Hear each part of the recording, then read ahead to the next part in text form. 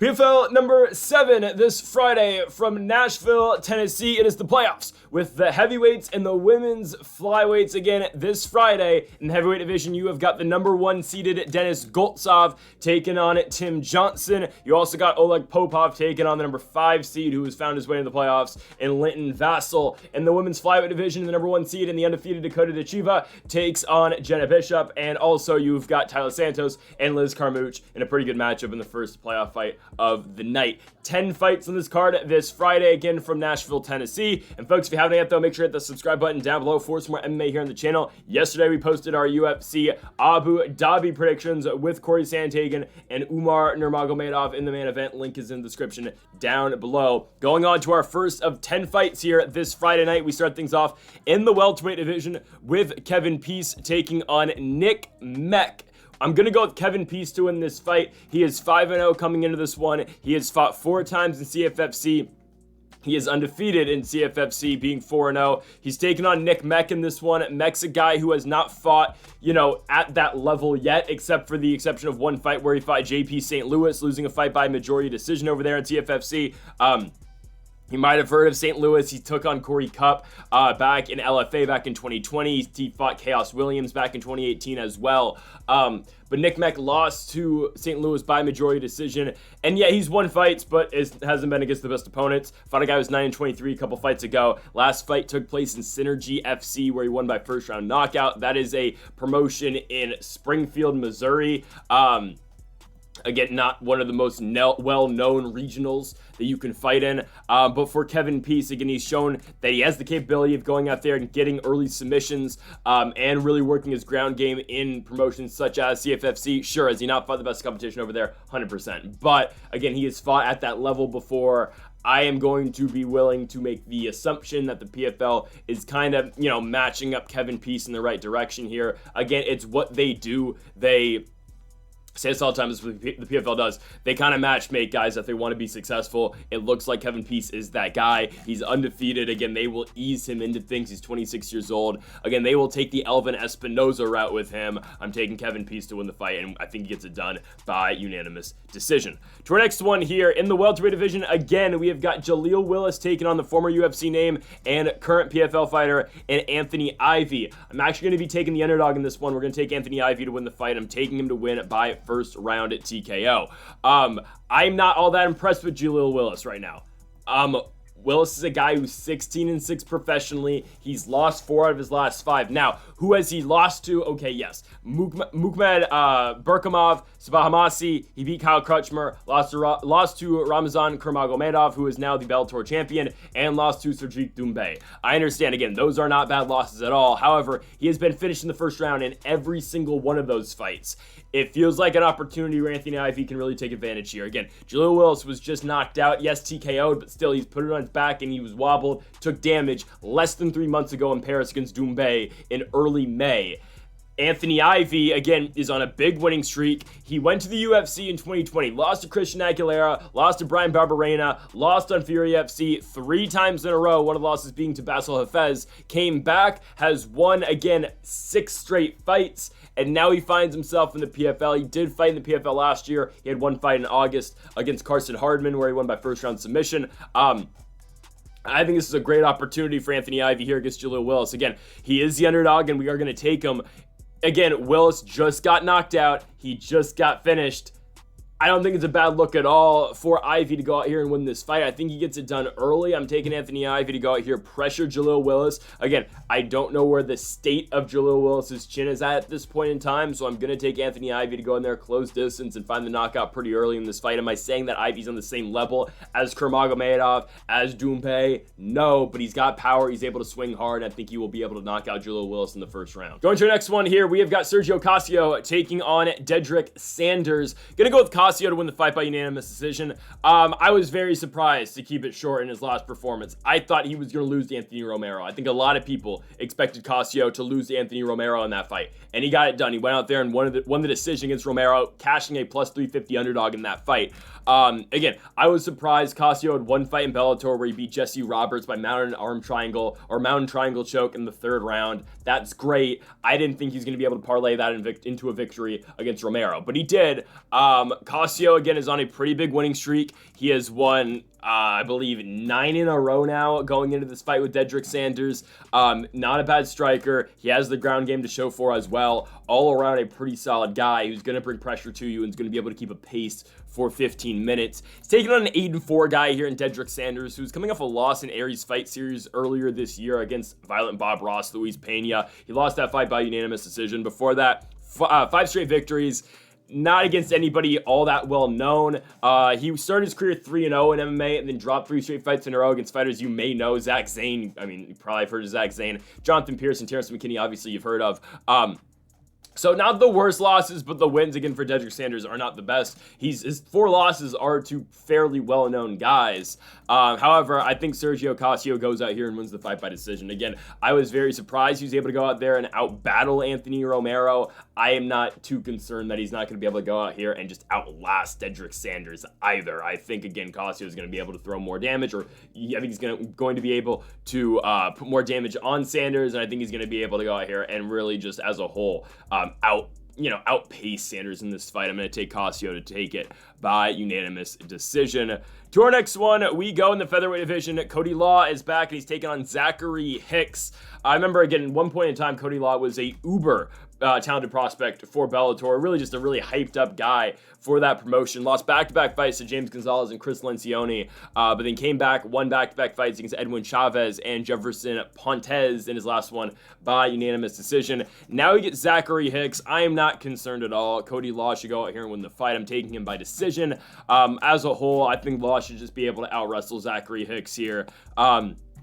Hicks is a guy who we saw get out-grappled in his fight in the PFL Challenger Series against a decent guy, don't get me wrong, and Nathan Kelly. Nathan Kelly went out there, got the takedown, submitted him in the first round. Hicks was a big underdog, sure, but again, Kelly went out there and really just mopped the floor with him. But my thing with Hicks is he hasn't really fought anybody all that good. You look at what he's done prior to fighting in the PFL, wins in Aries fighting series, but again, like, these are not great victories. He's fighting in Chattanooga, Tennessee, against guys who are 3-6, 3-4, 5-4. They're not the best victories. And again, if Nathan Kelly's able to go out here and out-grapple Zachary Hicks, then Cody Law is going to be able to do the same exact thing.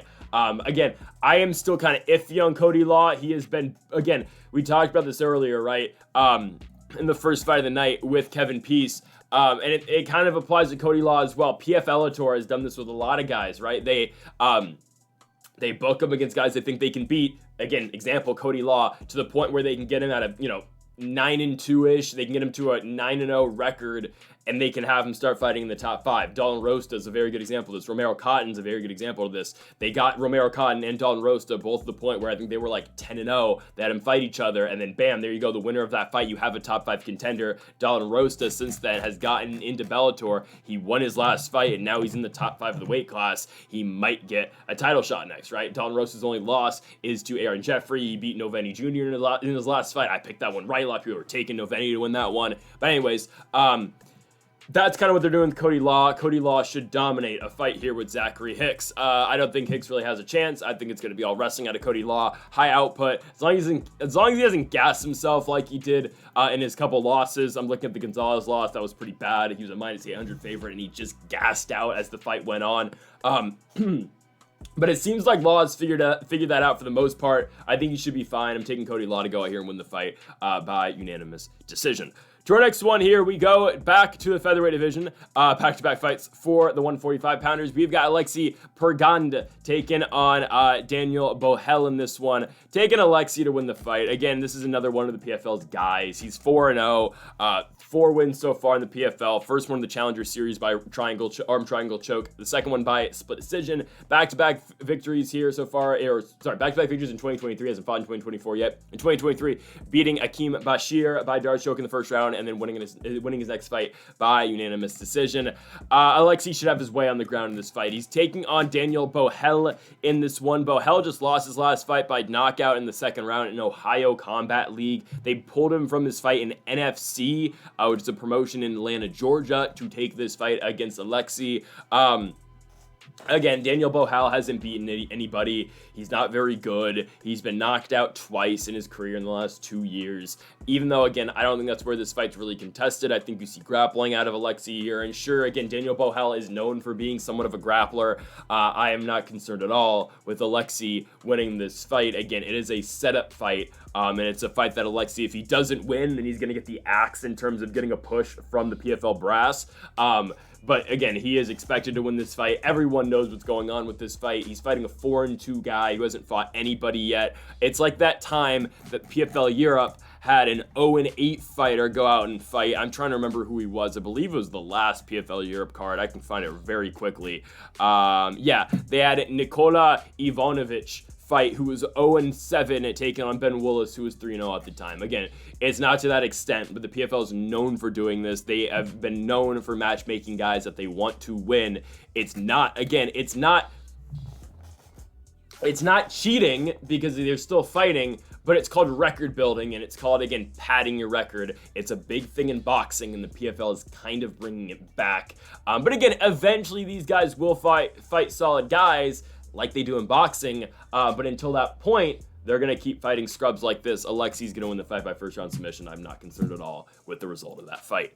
To our next one here, we go to our featured prelim, Tyrell Fortune taking on Sergey Bilostenniy. And yes, again, this video hasn't been very long to this point because some of these fights are very easy just to talk about, because there's really not much to talk about. Now we get into the actual fights. This is not a playoff fight, Tyrell Fortune and Bilostenniy, but they're doing it here.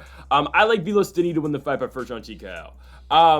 Again, the Russians never fight each other in PFL, so it seems. Musayev and Ramazanov have been the only exception so far this season. I'm looking at you, Vlatin Moldavsky, not fighting in the playoffs against Oleg Popov. But anyways, Bilostenniy was supposed to fight Denis Goltsov in his last fight. Didn't happen. Bilostenniy withdrew. I'm not saying any, shenanigans were involved with that. I'm just saying, again, it seems like it happens a lot, all I'm saying. Anyways, Bilostenniy doesn't fight Denis Goltsov. He had 3 points going into that fight if he were to fight it, because he beat Blagoy Ivanov in his first fight. And it was a good performance. It really was, right? Back and forth, trading on the feet. Bilostenniy gets the better of it. Now he will get Tyrell Fortune. Now, Bilostenniy, got DQ'd in their first fight, punches to the back of the head, whatever. Tyrell Fortune technically goes away with the victory in that fight. I think Bilostenny's much better. I think he's a much better striker. Tyrell Fortune went 1-0 in the PFL this season, beat Marcelo Gome by unanimous decision. Yeah, I've never been the most impressed with Tyrell Fortune just because he really hasn't beat anybody all that good. Once he's fought decent guys, Daniel James, Litton Vassell, he's lost, right? He's beat guys like Rakeem Cleveland and a washed-up Matt Mitrione, but really nobody to, Said Soma is probably his best victory. Maybe Marcelo Gome. But I think Bilostenny's a way better striker than Tyrell Fortune. I think that's where most of this fight does play out, and I do think Sergey Bilostenniy goes out here and picks up the victory. I think Tyrell Fortune's a little bit slow. Bilostennyy throws a lot of kicks in his attack. He's only 28 years old, too. He's a somewhat younger heavyweight who is going to have somewhat of a future, I would hope, in the PFL/Bellator. 28 years old. Again, I think he's quicker than Tyrell Fortune. I think he's going to beat him with a punch, and I think he's going to be able to find a way to get the knockout here, or the TKO. We're going to take Sergey Bilostennyy to win the fight by first round TKO. Again, I just think he's better than Tyrell Fortune. I think he's got more power. And yeah, again, that first fight ended due to the DQ. As long as that doesn't happen again, I think Bilostennyy remains in the driver's seat, and I think he goes out here and wins the fight. Give me Sergey Bilostennyy to win the featured prelim by first round TKO. Now on to the playoff fights. Our first one, Taila Santos, Liz Carmouche. I'm going with Taila Santos. Liz Carmouche looked horrible in her last fight, and I understand she pulled a rabbit out of her hat in the final second of the fight and got the submission victory over Kana Watanabe. If she doesn't do that, Kana Watanabe's in the playoffs, and she's fighting Watanabe would be fighting Dakota Ditcheva Jenna Bishop. How many points does Jenna Bishop have? Wait, is Taila Santos the 1 seed? No, Dakota Ditcheva has to be the 1 seed. Wait, I've completely forgot how the standings went on this one. No, I know Ditcheva's the 1 seed. Oh, right. Carmouche has 7 points. I forgot she got to finish in her second fight. That completely makes sense. Anyways, because yeah, if Kana Watanabe were to win, it would have been Bishop, Santos, and Ditcheva versus Watanabe, because Watanabe would have 2 decisions. But I forgot Carmouche again got the finish in the Watanabe fight, so that's why she's the 3rd seed. Anyways, This is the PFL's dream scenario. It truly was. You eliminate one of Tyler Santos and Liz Carmouche, and Dakota Ditcheva gets Jenna Bishop. No offense to Jenna Bishop, but Dakota Ditcheva is going to beat Jenna Bishop. Sorry if I gave it away. She's like a minus 1,000 favorite for a reason, okay? They got what they wanted. Ditcheva is going to fight either. She's only going to have to fight one of Santos or Carmouche. Is the reason she fought Chelsea Hackett and Lisa Malden in her first 2 fights in the PFL season. I'm not, again, by the way, not knocking Dakota Ditcheva at all. I'm knocking, the PFL formatting here. Because obviously these fights are very set up most of the time. They kind of get their matchups they want in the playoffs. But anyways, again, this is the dream PFL scenario, right? Carmouche and Santos, one of them have to get eliminated here, and I think it's going to be Carmouche getting eliminated. Again, she was going to lose the fight with Watanabe if she didn't pull the armbar off. She got it, credit to her. And again, Liz Carmouche has not lost a fight since she lost the UFC, flyweight championship fight against Valentina Shevchenko in Uruguay back in 2019. She has not lost since. This is the fight she loses, though. Tyler Santos, I think, is still the favorite in the PFL flyweight division. I think she is. Again, I like Dakota Ditcheva a lot, and I will compare performances from these fights on Friday before we get to the championship card later in the year. But right now, I am leading towards Tyler Santos to win the season. Again, that could change, but Santos just looks like the best fighter. And I understand. The Jenna Bishop fight was a little bit underwhelming. Yeah, she barely wins by split decision. Okay, that's fine. I do think Tyler Santos will be able to outbox Liz Carmouche, and simply put, I think she outgrapples Liz Carmouche as well. I think Liz Carmouche is past her peak. Again, and that's crazy to say because she hasn't lost a fight, but when we're talking about playoff fights like this, Liz Carmouche is kind of past her prime. She's 40 years old. Who has she beat as of late? Okay, so 3 of her last 6 victories are Juliana Velasquez. Okay, beats Velasquez 3 times. Deanna Bennett, I don't think is very good. Alimale McFarlane, kind of half in, half out the sport, and barely gets by Kana Watanabe in their rematch. Okay, I am very confident in Tyler Santos to win this fight. I like Santos everywhere in this fight. I like Santos on the ground. I like her to control Liz Carmouche, and on the feet, I think Tyler Santos is just a better striker. I think she beats Liz Carmouche with a punch every single time. Carmouche sometimes will find herself with a power advantage over her opponents. You look at the Kana Watanabe, their first fight, right? She will do more damage on the feet. Even the Deanna Bennett fight, right? Like, you could tell Liz Carmouche was hurting Deanna Bennett more than Deanna Bennett was hurting Liz Carmouche. That's not going to be a factor in this fight. Tyler Santos hits way harder than Liz Carmouche. She's the better striker. And again, it's just a very difficult fight here for the Bellator flyweight champion, Liz Carmouche. Don't get me wrong. She is still going to be the Bellator flyweight champion regardless of what happens in this season. She is the only, they say it every time she fights, she is the only Bellator fighter she is the only Bellator champion who wanted to fight in the season. Again, credit to her. Credit to where credit is due. But now, again, she's going to go back to Bellator. She'll probably fight at the end of the year in Bellator, defend her championship against who? I don't know. They don't, probably legitimately, Sumiko Inaba. If Inaba wins her next fight, she'll probably get a title shot. I know Inaba lost, but I think they've been trying to push Inaba for a while. Who did she lose? She lost to Kia Holtz. They can't give Kia Holtz another title fight. Yeah, it'll probably be Sumiko Inaba. I think if Inaba is able to beat Kerry Taylor Mendez, actually, that's probably the number 1 contender fight. Seriously. Kerry Taylor Mendez and Sumiko Inaba is probably a number 1 contenders fight on that card in San Diego in September. So I think, again, Carmouche fights the winner of that fight. In this one, though, I think Santos just beats her everywhere. On the feet, on the ground, I think it's very one-sided. I'm taking Tyler Santos to win the fight by unanimous decision. I think she's a very tough out for Dakota Ditcheva, but we'll talk about that when we get there. To our first heavyweight playoff fight, Oleg Popov takes on Linton Vassell. I think it's a very easy fight for Oleg Popov, I'll be honest with you. I think it is. Linton Vassell is very beatable. And Linton Vassell looked god-awful in the Goltsov fight, all right? Then he comes back in a main event, beats Vlatin Moldavsky, and now he's in the playoffs. He wins 1 fight by split decision, and Linton Vassell now finds himself in the PFL playoffs. Is it ridiculous? Yeah, that Moldavsky's not fighting this fight. Also, I don't know what's going on with Daniel James. I believe he's injured, but Daniel James has more points than Linton Vassell as well. Vassell has as many points as Sergey Bilostenniy has, and Sergey Bilostenniy won his fight by unanimous decision and not by split decision. Is it kind of odd? A little bit. I don't know what happened to Moldavsky. I'm assuming it's the damage he took in the Vassell fight, because yeah, Vassell did hurt Moldavsky a lot in that fight, but Moldavsky has always kind of been shaky. He looked very good in his first win over Ante Dalia, but after that, again, he didn't look good in the Vassell fight. Oleg Popov is going to hurt Linton Vassell, and he's going to give him hell. Especially on the ground, I think. Popov's way better. I think he's going to kind of do to Vassell what he did to Steve Mowry. He got Mowry in the crucifix, and he just dominated down there. And that's where Popov's going to hurt you. He can hurt you on the feet as well, don't get me wrong. But I think the grappling, and again, I don't think this fight lasts too long. I think Popov's second round TKO, because Vassell kind of just,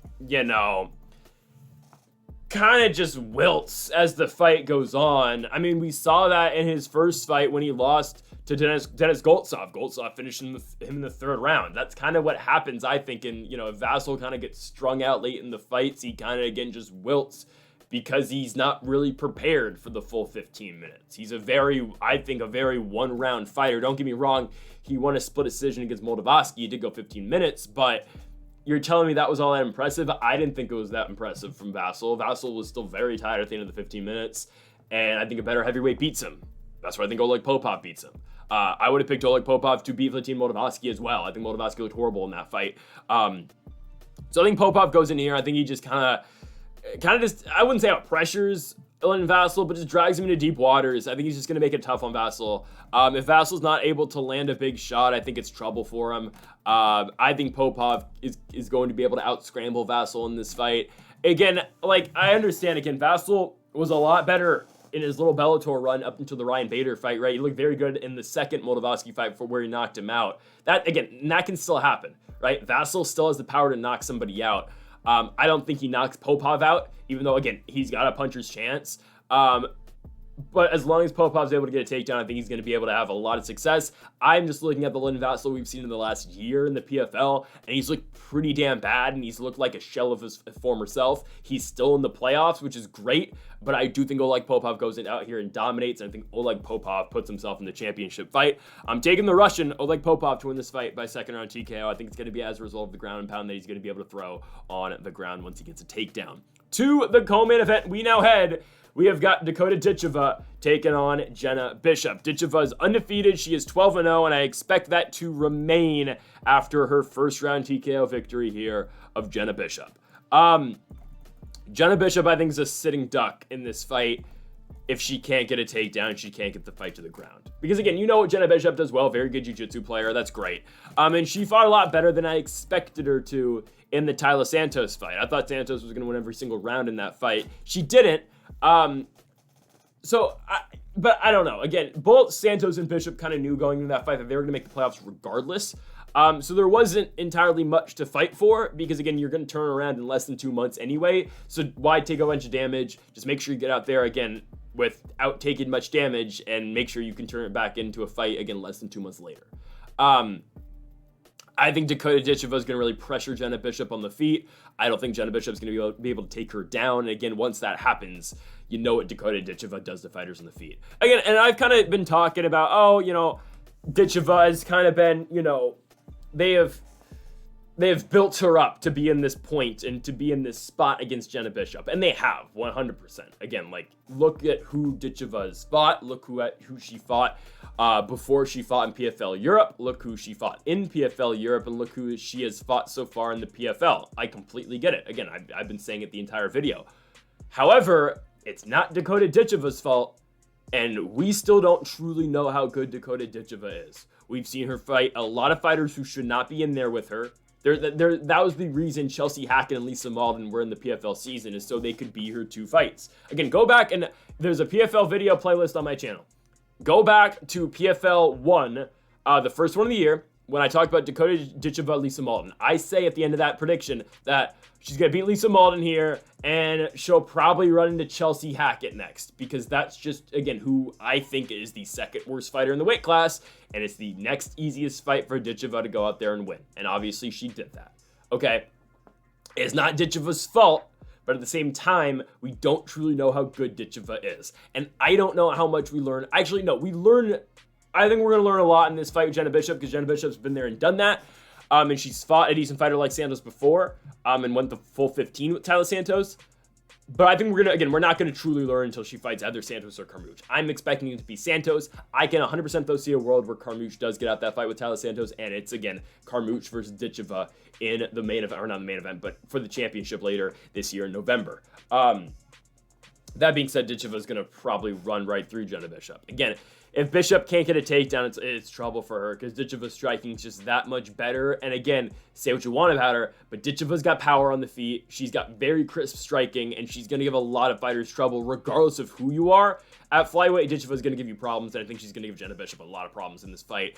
I don't think it hits the mat because I think Ditcheva's defensive wrestling, even though we haven't seen, too many fighters try to take her down, because most fighters have just kind of just stood there and just gone, oh, I'm going to get hit. Oh, okay. Oh, body shot. I'm just going to fall. I'm done. No mas. Right? We've seen that a lot in Ditcheva fights where fighters really haven't tried to throw back or whatnot. Regardless, though, I think Jenna Bishop will try to take Ditcheva down. I trust Ditcheva's defensive wrestling. Her team has to know that that's what's coming back at her. And Jenna Bishop, again, decent grappler, good grappler, actually pretty good grappler. Her takedown's a little bit lacking at times. I know, again, she has it in her bag, obviously, but it's not, again, like that is her strong suit. It's her jiu-jitsu. I think Ditcheva is able to stop the takedowns. Maybe Jenna Bishop pulls guard here, just see what she's playing with. I think Ditcheva, though, is able to go out here and really pick up a quick victory. Give me Dakota Ditcheva to win the fight by first round knockout. Moving on to the championship fight with her and Taila Santos later this year. We go to our main event in the heavyweight division. We have got Dennis Goltsov taking on Tim Johnson. I'm taking Dennis Goltsov to win the fight by first round knockout. I like Tim Johnson a lot. Truly, I picked Tim Johnson to go out there and beat Danilo Marquez in his last fight, and I said Tim Johnson was going to make the playoffs because of that one fight, because all he needed was 6 points, and again, look where he's at. He's in the playoffs. I like Tim Johnson a lot. I will be cheering for Tim Johnson to win the fight. I just think Goltsov's too good. Goltsov, again, mopped the floor with Thiago Santos in his last fight, beat the hell out of Linton Vassell in his first fight of the PFL season. He got a third-round finish. He got a first-round finish. That's why he's the number 1 seed. Again, I say it every time I talk about Goltsov. Every year, something happens in the playoffs to him. He has made the playoffs every single season he has participated in the PFL season. He has been there, again, I believe he's been in every PFL season, right? 2019, he lost to Ali Isaev with a second to go at the end of the third round, okay, in 2019. He loses to Ante Delia in the playoffs in 2020, in 2021. 2022, he's got visa issues. He doesn't actually get the fight against Matus Scheffel. In 2023, he loses in the finals to Hanan Ferreira. And now here in 2024, he is back and he's 2 fights away from the belt. Don't get me wrong, Tim Johnson could land a bomb and knock him out, because Tim Johnson is going to throw that big overhand right, and he's going to hope it lands and pray that it lands, because if it does, then yeah, he will put Goltsov out, because Goltsov has been chinned before. It's happened. I've seen it. Again, Ferreira happened. Isaev, he got knocked out, right? It's not like Goltsov is some unbeatable guy. He's just kind of been the best heavyweight. He's been the second best heavyweight the PFL has had every single season. I would compare it a little bit to Sada Boucy. Now, I know Sada Boucy eventually won the belt, and he wasn't really, he made the playoffs some. But that's kind of what Goltsov's comp is. Sada Boucy. Sada Boucy's been around pretty much every single season. I know eventually he won the championship, and he's still around. He's fighting 205 now. But Goltsov's been around just like Sada Boucy. And again, up until the point Sada Boucy won the championship, that's kind of where Goltsov's at right now. Again, a guy who's been in the playoffs a lot. Something's just happened to him every single season. For Sada Boucy, he just took advantage of a very weak 70-pound division that year. Got Delano Taylor in the championship. Fought a very bad Rory McDonald to make the playoffs. Delano Taylor beat a very bad Rory McDonald to make the championship fight. But again, right, this is Dennis Goltsov's time, I think. I think he's able to knock out Tim Johnson in this one, whether it be very early or he takes Johnson down, just gives him hell down there. I think he does get it done, right? Like Tim Johnson, I respect it. He beat Danilo Marquez, but I got to pump the brakes a little bit here with Tim Johnson, just because, again, back-to-back wins over Saeed Soma and Darion Abbey, which was outside of the Bellator org, but 3 straight losses before that to Vadim Moldavsky for the championship for the interim belt in Bellator. Fedor Emelianenko knocked him out in the first round, and Lynn Vassell finished him in the first round as well. I would expect Dennis Goltsov to do more of the same, going first-round TKO finish here for Dennis Goltsov.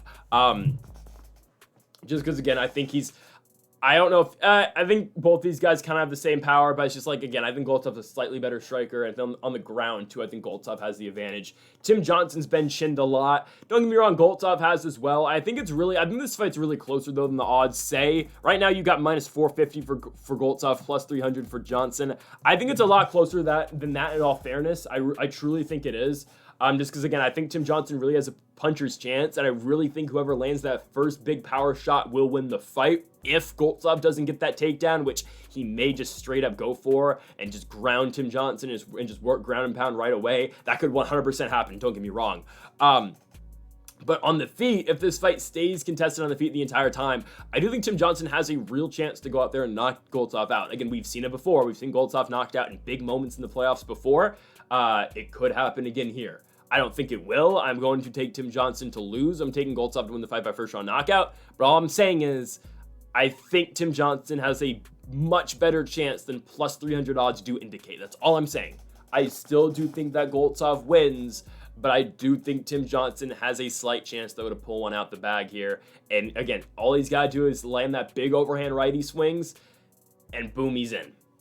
All I'm saying. I think Goltsov gets it done, but again, I do think Johnson's got a chance. But for now, we're taking Denis Goltsov to win. We got him in the finals against Oleg Popov. Hopefully that fight actually happens. So for now, we have Goltsov and Popov in the heavyweight championship fight, and we've got Ditcheva and Santos in the 125 championship in the women's weight classes. We'll be back in 2 weeks, folks, for the next PFL card from Hollywood, Florida. From the Hard Rock in the light heavyweight division, you've got Impa Kasanganay and Josh Silveira rematching from the championship fight of last season. They're now fighting in the first round of the playoffs, and Rob Wilkinson takes on Duvaljan Yagashinamirdov. In the lightweight division, you have got Michael Dufour taking on Gadzi Rabadinov, and you have got Brent Primus taking on Clay Collard. Yes, Clay Collard is still in the playoffs even after his last loss. And we'll be back next week, folks, again for another UFC fight night. We've got Marcin Tybura and Sergey Spivak, their rematch. The rematch that nobody asked for, but now it's in the Apex and it's main eventing.